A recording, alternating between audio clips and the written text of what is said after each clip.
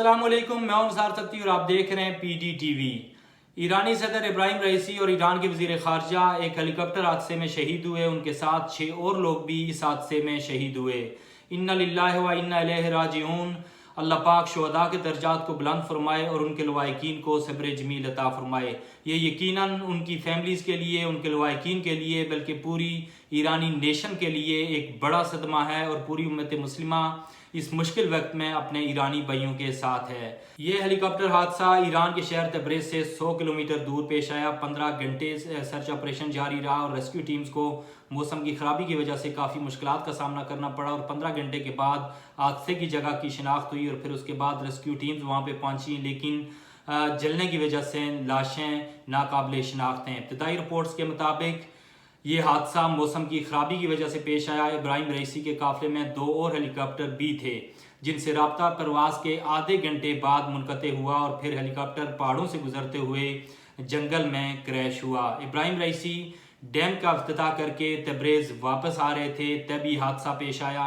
इस हादसे से मुतालिक दुनिया भर में सवालात उठाए जा रहे हैं कि इतने ख़राब मौसम में फ़्लाइंग की इजाज़त किसने दी या किस से फ़्लाइंग की इजाज़त ली गई। दूसरा, जिस हेलीकॉप्टर पे सदर इब्राहिम रईसी सफ़र कर रहे थे वो एक पुराना हेलीकॉप्टर था और उसमें 6 अफराद को कैरी करने की कैपेसिटी थी, लेकिन उसमें 8 लोग सवार थे। तो ये किसकी इजाज़त से 8 लोग सवार हुए?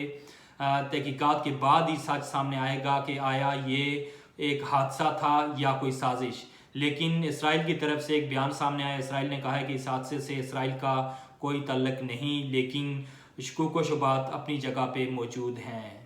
इब्राहिम रईसी 2021 से ईरान के सदर थे। वो 14 दिसंबर 1960 को ईरान के एक शहर मशहद के एक मजहबी घराने में पैदा हुए। वो एक बड़े इस्लामी लीडर, सियासतदान, इस्लामी कानूनदान और मुसन्नफ भी थे। इसके अलावा उन्होंने दुनिया के हर फोरम पे मजलूम फ़लस्तीनियों के हक़ में आवाज़ उठाई और हालिया पाक ईरान कशीदगी के बाद उन्होंने पाकिस्तान का दौरा किया, जिसमें उन्होंने मज़ार इकबाल पे हाज़िरी दी, कायद आज़म के मज़ार पे हाज़िरी दी और उसके बाद पाकिस्तान और ईरान के दरमियान दोस्ती का एक नया बाब शुरू हुआ। बेशक इब्राहिम रईसी ना सिर्फ ईरान बल्कि पूरी उम्मत मुस्लिमा के एक अजीम लीडर थे। यही वजह है कि तमाम मुस्लिम लीडर्स ने उनकी इस तरह वफात पर गहरे रंजो गम का इजहार किया।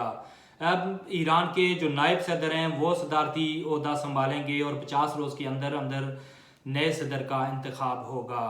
अब नाज़रीन, पाकिस्तान के हवाले से बात करते हैं तो इस्लामाबाद हाई कोर्ट से एक खबर जो मीडिया पे चलती रही, शायर फरहाद अहमद मिसिंग केस की इस्लामाबाद हाई कोर्ट में समाअत हुई, जिसमें इस्लामाबाद हाई कोर्ट के जज मोहसिन अख्तर कियानी ने बड़े सख्त रिमार्क्स दिए दौरान समाअत, जब ईमान मज़ारी जो कि फरहाद अहमद की वकील हैं उनकी तरफ से ये बताया गया कि फरहान अहमद की एहलिया को व्हाट्सअप कॉल मौसूल हुई जिसमें उन्हें कहा गया कि अदालत में अपनी दरख्वास्त वापस ले लें और बयान दें कि फरहाद अहमद अपनी मर्जी से कहीं गया है तो हफ्ते के रोज़ फरहाद अहमद वापस आ जाएगा। जिस पर इस्लामाबाद हाई कोर्ट के जज जस्टिस मोहसिन अख्तर कियानी ने कहा कि अब हर सूरत बंदा चाहिए सेक्रेटरी दफा ज़ाती हैसियत में पेश हूँ वरना वारंट गिरफ्तारी जारी किए जाएंगे।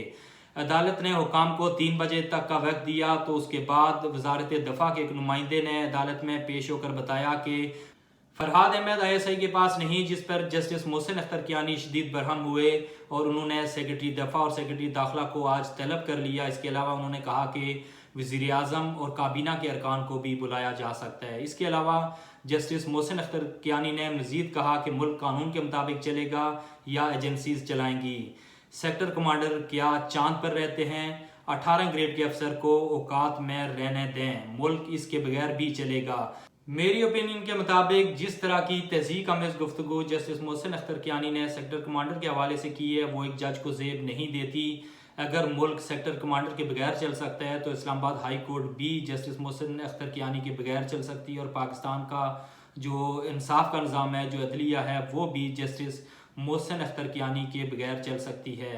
अगर वो रियासत का सेक्टर कमांडर रियासत का नौकर है तो जस्टिस मोहसिन अख्तर कियानी भी रियासत के नौकर हैं। तो इस तरह की गुफ्तगू एक जज को नहीं करनी चाहिए। अगर आप जज पे बात करें या जज के किसी फैसले पर तनकीद करें तो ये जजेस बर्दाश्त नहीं करते और तौहीन अदालत लगा देते हैं, लेकिन ये खुद किसी भी रियासती इदारे या इदारे के ऑफिशियल्स की तस्दीक कर सकते हैं, कोई इशू नहीं, ये खुला तजाद है। وزیر قانون اعظم نذیر تاڑر نے بھی جسٹس محسن اختر کیانی کے ریمارکس پر رد عمل دیتے ہوئے کہا کہ جج کو اس طرح کے ریمارکس نہیں دینے چاہیے، جج کو تحمل کا مظاہرہ کرنا چاہیے۔ اگر ججز حکومتی امور میں مداخلت کریں گے اور حکومتی امور چلانے کی کوشش کریں گے اور عسکری اور دفاعی ذمہ داریاں بھی ججز نے نبھانی ہیں تو نظام کیسے چلے گا۔ ناظرین آج اتنا ہی، امید ہے کہ آپ کو آج کی ویڈیو اچھی لگی۔ اگر اچھی لگی ہے تو اسے لائک کریں، شیئر کریں اور آپ سے درخواست ہے کہ چینل کو سبسکرائب کریں اور بیل آئیکن بھی پریس کریں۔ انٹل دی نیکسٹ ٹائم، اللہ نگہبان and keep watching PD TV۔